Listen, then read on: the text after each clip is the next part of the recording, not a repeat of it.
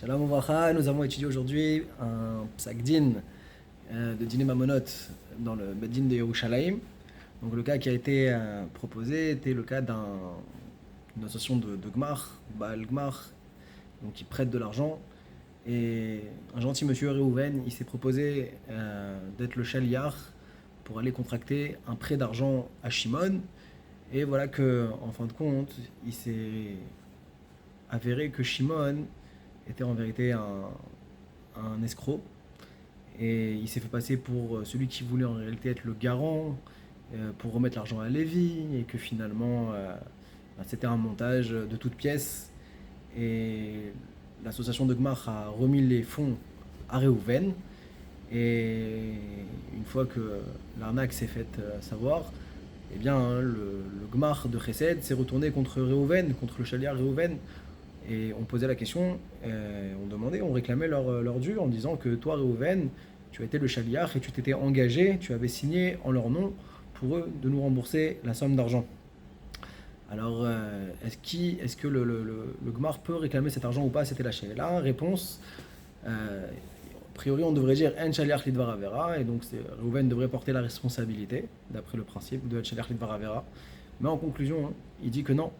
Le djinn est que Réhouven est patour de rembourser l'argent au Gmar, pour la bonne raison que le Gmar, ce qu'il lui reproche, c'est pas l'argument comme quoi il a pris l'argent pour lui, Réhouven, mais que véritablement il a été l'intermédiaire, et jamais en aucun cas ils disent qu'il a fait acquisition. Le fait qu'il n'ait pas fait kinyan de cet argent-là, le fait que l'argument qui a été évoqué n'est pas la notion qu'il a pris l'argent, mais le kinyan, eh bien, c'est la raison pour laquelle il veut dire ici dans le psak din qu'on ne peut pas lui imputer la charge de En Shaliach Lidvar Avera, et donc c'est pas lui le Baal Din. On a vu une deuxième shoot aujourd'hui du Sefer Mincha Tzvi, où la question qui était posée était de savoir un Vaad Abayit par exemple qui a ordonné à une société de venir et de déblayer un marsan, un mamad qui appartient à tout un immeuble. Maintenant, sans leur demander leur opinion, leur avis, est-ce que la société en question, qui va finalement réaliser un issour, est redevable de rembourser tous les objets qui ont été jetés ou pas? Alors, en conclusion, il répond que ça va dépendre. Si il y a Da Apoel, s'il le savait que ce n'était pas de la responsabilité du Vada Bayit, alors à ce moment-là, lui, le Machliach, il est ouvert sur l'Ifne Hiver, et le Poel, il est sur Gezela. Si maintenant, ici, il s'agissait que c'est pas une société, mais que c'était un katan qu'on l'a demandé, ou bien à un non-juif, alors à ce moment-là, c'est une marloquette entre le Rama et le Shach.